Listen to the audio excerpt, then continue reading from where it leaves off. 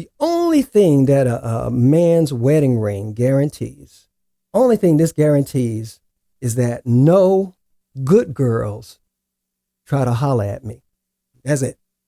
Only the bad ones. Warning: Sir Rodcast can lead to an array of side effects. Symptoms like nausea, vomiting, explosive diarrhea, sudden distaste for previously loved foods, and an inexplicable headache might emerge, persistently nagging like a bad song stuck in your head. Prolonged Sir Rodcast exposure, you might find yourself breaking out with rashes, skin blisters or peels, or developing a sudden wheeze, all of which signal a red alert. In such cases, halt all consumption of Sir Rodcasts and seek immediate medical attention. Sir Rodcast is not for the faint of heart. Proceed with caution and always keep your healthcare provider on speed dial for any unexpected misadventures.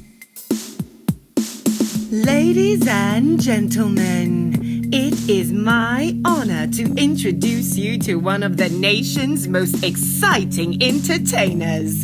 He is the former creative director for So Deaf Recordings. He has one of the best-selling artist development books, The 10 Commandments of the Stage. All the way from Atlanta, Georgia, put your hands together for the Star Maker, Mr. One-Man Show, Ollie Patterson's baby boy. Give it up for Sir Rod Patterson.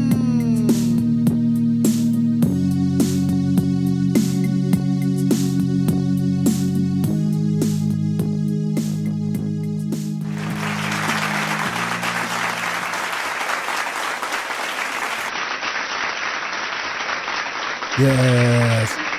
Welcome to another episode of the SirRodCast. I'm your host, Sir Rod Patterson, a.k.a. Sir Rod the Entertainer, Sir Rod and the Blues Doctors, and Sir Rod the Motivational Speaker. As I say so many times, I got a lot of titles. But today, Sir Rod the Podcaster. Oh, we got a terrific show. I like to try to keep things under 30 minutes, so we're going to try hard to try to keep things moving today. I hope everybody's doing well out there. Let's get right on into it. Let's jump into our first segment of the day. And that is... We're just talking. Yeah, we're just talking.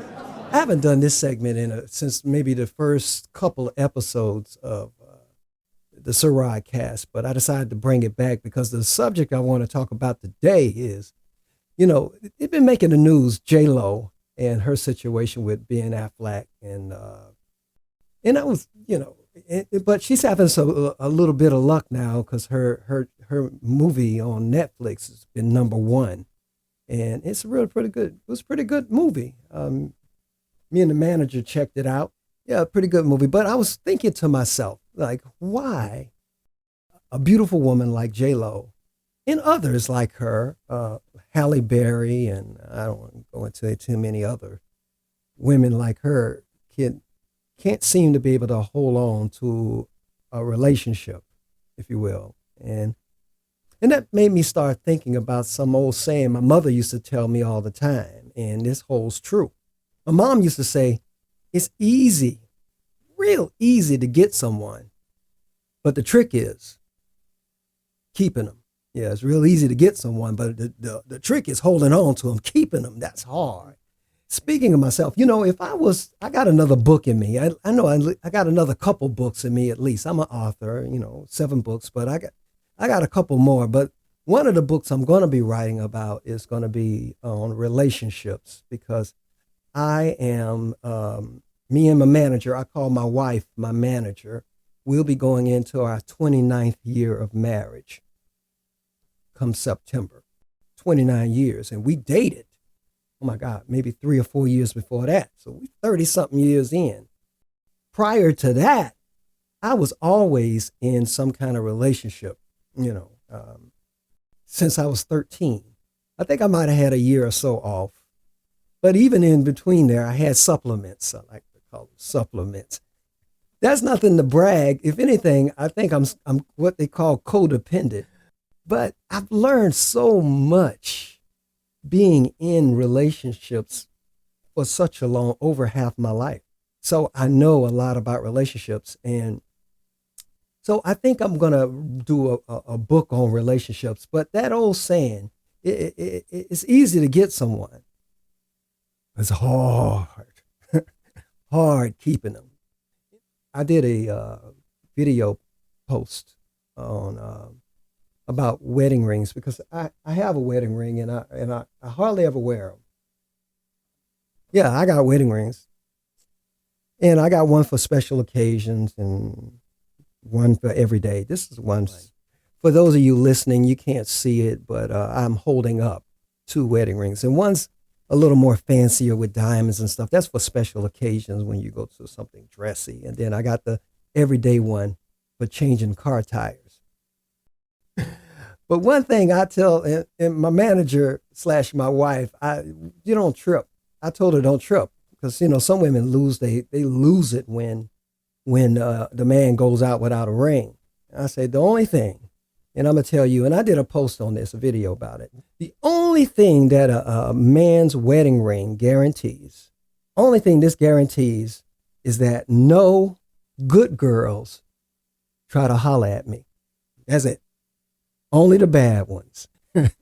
All the good girls see the ring and leave you alone, but the bad girls, they don't care. So what I've learned over the years in these relationships, I'm going to try to impart that in a book. But thinking about the J-Los and why they're jumping in and out of relationships, what I've learned is all about compromise. That's it.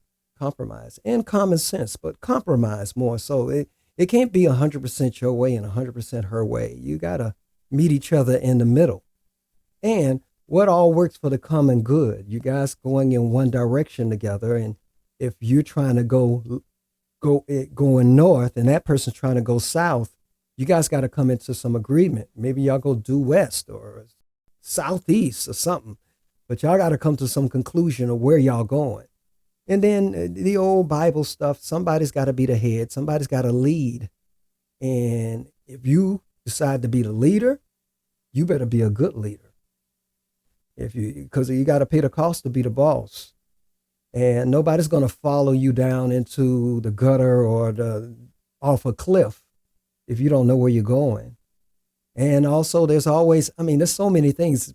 People with money, your relationships with money, how do you, your bank accounts and one person's a saver, another person's a spender. There's a lot of different variables. Can you live together? Does somebody snore? Does somebody don't snore?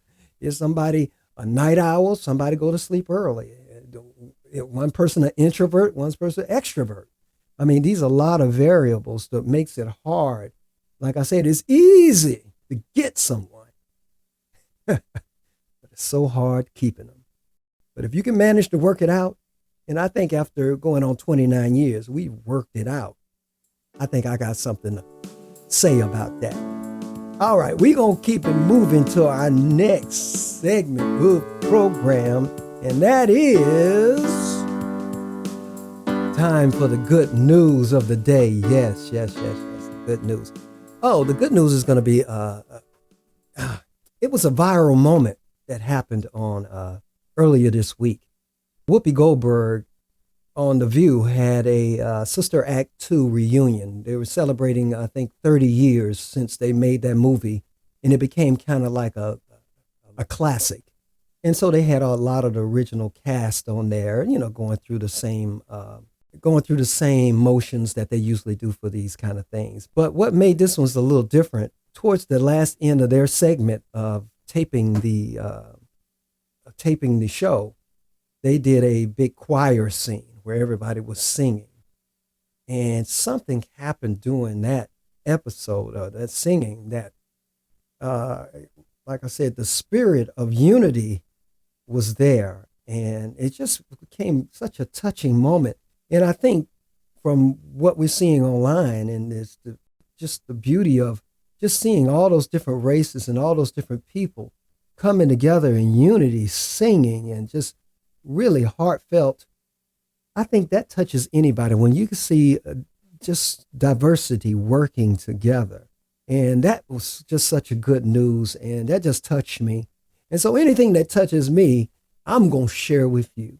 And that's good news. And good news for them on their 30th anniversary, and good news in the spirit of unity. That's just a beautiful scene. And congratulations, Sister Rod, to 30 years. Yeah. Now, this brings us to our next segment. And our next segment is Blues News. Unfortunately, ladies and gentlemen, this is live TV. I like to call it live TV when things don't seem to go the way you want them to go. But unfortunately, I got to report some not so good news in the Blues News segment, because Sir Rod and the Blues Doctors had to pull out of their Somerset series in Oxford, Mississippi. I was already locked and ready to go. I was picking up my rental car when Brother Adam Gusso is our harmonica and our percussionist and a blues legend. He played on the streets with my uncle, Sterling McGee, a.k.a. Mr. Satan, for many, many years. And so Adam is arguably one of the best, if not the best, harmonica player in the world. Well, him and his wife, in congratulations on him and his wife celebrating 20 years of marriage, they went to Rome in Italy and they did the little thing. And so we knew he was going to be out of the country, and he was going to be coming back to the States a couple days before we actually do the gig.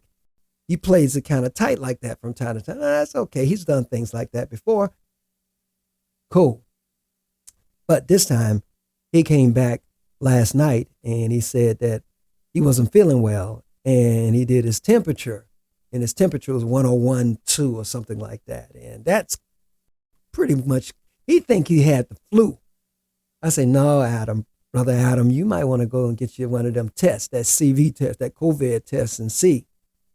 And so, safe than sorry, we decided to let Brother Adam rest. And also, if he is dealing with COVID, he needs to let that run its course. I told him, I said, stop stressing and worrying. I know that this is rare. You wouldn't just call or try to, get out of a gig. I know if this was and I told him, I said, if this was a life and death opportunity where, we had to do this gig and it's going to set us up to go to the stratosphere for the Grammys or something, then we got to do like we used to do it back in the day. Back in the day, when you had 100 and something, you were flu or whatever, we didn't care. You put a pail on the side of the stage and you perform, and then you run over to that pail, you throw up in it, and then get back on behind that microphone and keep going. The only reason you wouldn't perform is you was in a hospital with tubes in you. But this ain't that kind of gig. So I told him, I said, we got a whole lot of stuff ahead of us. Rest up, brother. Glad you made it back safely. Get through this flu-like COVID thing, whatever you're going through, and let's keep it moving. But the good news is that our summer tour is still on. That's right. Blues Saved My Life summer tour is still on. So you still got a chance to catch Sir Rod and the Blues Doctors. I'm going to be announcing those dates in the next coming episodes. Or you can always go to our Sir Rod and the Blues Doctors website, or SirRodPatterson.com. If you got any questions, SirRodcast@gmail.com. I'll be putting our whole tour schedule on there. So we're going to keep it moving. All right, let's wrap this on segment up. I told you I try to keep the time schedule down. Our next segment is Numbers Talk. Yeah, Numbers Talk. Now, Numbers Talk today is going to be kind of simple. Actually, we had someone that sent a direct message to me, and I read it, and this young lady, she has been dealing with numbers over the years, and she's kind of contacted me from time to time, but she has a different kind of scenario. So she's been seeing 222, 333, I forget the exact attention number that she sees a lot. But the thing that stood out to me is She says she's been seeing this license plate, a South Carolina license plate. It's been coming across her a lot.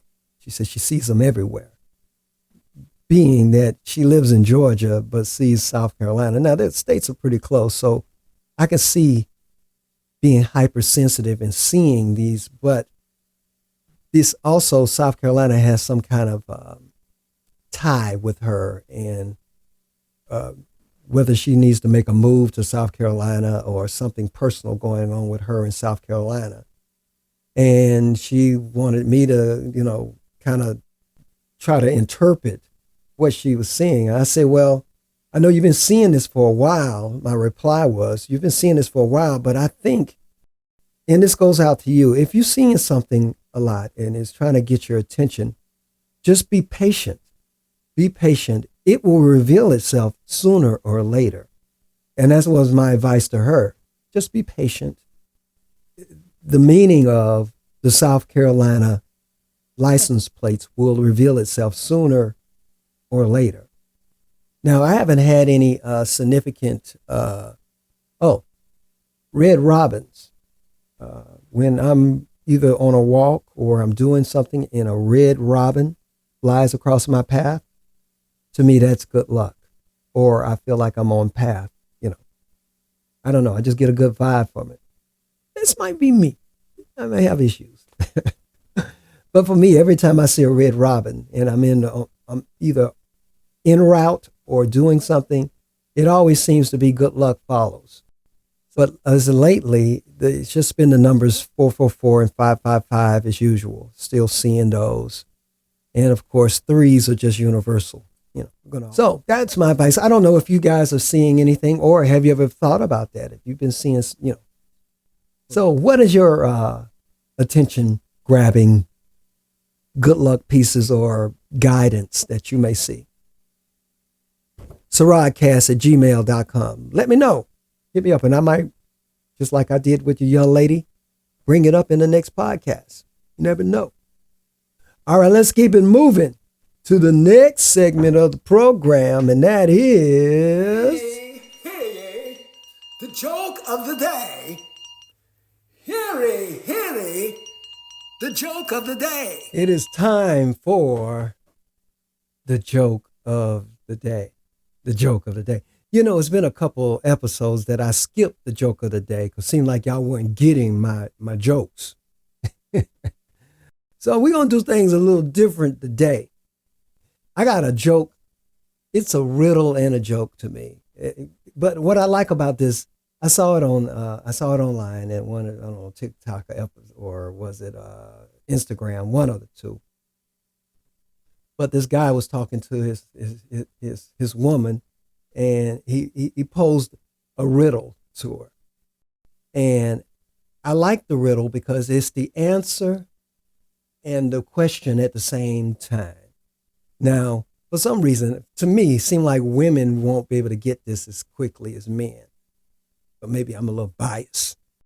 But I'm going to give the answer on the next episode of the Joke of the Day. I'll give you the answer if you don't figure it out. Some of y'all are going to go ahead and cheat because you can't wait, but that's okay. You can cheat if you want. But if you figure this out, you are really, really smart. All right, here's the riddle and the answer at the same time. What has 4 letters, sometimes has 9, but never has 5? I'm going to say it one last time. What has 4 letters, sometimes has 9, but never has 5? Can you tell me what I'm talking about? You could email me or put a comment on whatever you're listening to. Put it in the comments. Let me know. But it's the answer and the question at the same time. What has 4 letters, sometimes has 9, but never has 5?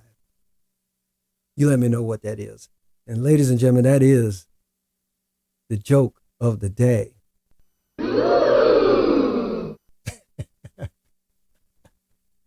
I thought that might work. But anyway, this brings us to the final segment of the day. And that is, hey, this is your boy Sir Rod. Are you enjoying the SirRodcast? If you are, then do me a favor. Please like, share, do a positive review. Help your boy out. Let's keep this thing going. Let's keep this party going. I really enjoy this, and I got so many ideas, and I really want to grow it. So, like, share, follow. I really appreciate it. Thanks.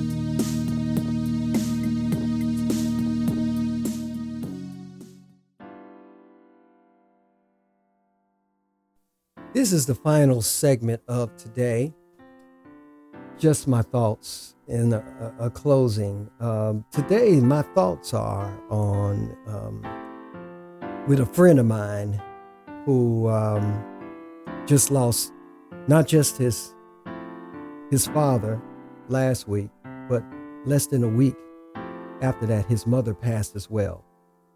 And they were older. Not that means anything to your loved ones. And they were struggling with dementia, but that is a hard one to lose just one parent, but two within the same week. So my hearts and prayers go out to my friend. I said this one time before, the eraser is real. And the older I get, these late 50s, it's just happening so much. If you got loved ones, don't take them for granted. Don't take them for granted. Let them know that you love them. Let them know that and all these, any petty differences or arguments, quarrels, you need to squash it. I mean, literally, you don't realize how fragile life is and how quick time just flies. I wanted to bring up the subject of forgiveness. Forgiveness.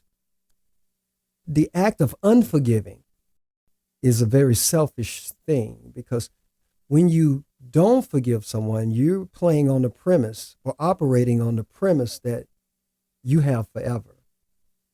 That life you'll get to it one day, or that you have all the time in the world and that person's going to be around forever. Apart from them murdering someone in your life, I can't think of anything that, other than some devious act that, even then, you may not want to deal with that person, but holding on to unforgiveness. This old cliche, you hurt yourself more than you hurt that person. But I'm talking for petty things like arguments, or that person wasn't there for you when you were a kid, or that person said something to you a month ago that hurt your feelings, and you run around mad and upset. And that person may not even know what they did. Sleeping well, and you're just mad, and every time you see them, those old feelings perk up. That is foolishness. That is foolishness, and very, very, very selfish. Also, the act of, and when I say that unforgiveness only hurts yourself, to me, I want to use as a parable or an illustration for you. Just imagine forgiveness is a parachute, and that person who hurt your feelings, made you mad, did something cruel to you, I don't know what it is, whatever this thing in your mind, but the act that they did would be like you being on a plane and you're talking to them, and then that person does this act, pushes you out the plane. Now you fall. Now, you can choose to forgive, but in order to forgive is to release your parachute and save yourself, or not forgive and perish. That's kind of how I see it in my mind. You have to pull the parachute. The parachute is not for them. The parachute is for you. You have to forgive. You have to let it go. God deals with, if they're unjust, God will take care of that. Life is too short. Literally, it is too short. It's hello, then goodbye. Just that quick. Don't let them steal any of your joy from you. Don't let them steal. You don't have to forgive and forget. You could forgive and don't deal with. Because once somebody show you who they really are, then hey, I don't like rattlesnakes. I would like to have a rattlesnake for a pet, but rattlesnakes bite. That don't mean you hate rattlesnakes, but rattlesnakes are not good pets. So that's all I'm saying is you got to release that parachute. Let it go. Whatever the aggression is, whatever the offense is, whatever it is, throw your parachute. Glide on away from that situation. Let it go. And you keep on living and enjoying this life. Just life is too short. And how my brother Les Brown would say, since you can't get out of life alive, you might as well have a good time. And if unforgiving is making you have a bad time in this little short life, you need to forgive and let go. Now, that's just my 2 cents. I might be right. I might be wrong. These are just my thoughts. And ladies and gentlemen, I want to go ahead and conclude the SirRodcast. Listen, I had a good time with you. We got a lot of stuff coming up. Episode 10 is coming around the corner, and then we're going to lock and load and get ready to just keep them going. I want to thank you for your time. I want to thank you for your attention. But most of all, I want to thank you for listening. You've been a wonderful audience. You didn't have to, but you did.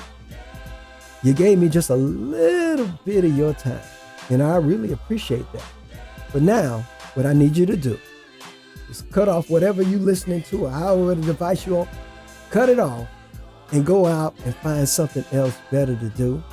And then after you do it, holler back at your boy and let me know what you did. All right, guys. Y'all be blessed, be safe, and I hope to see you on the next episode of SirRodcast. See you then. Peace.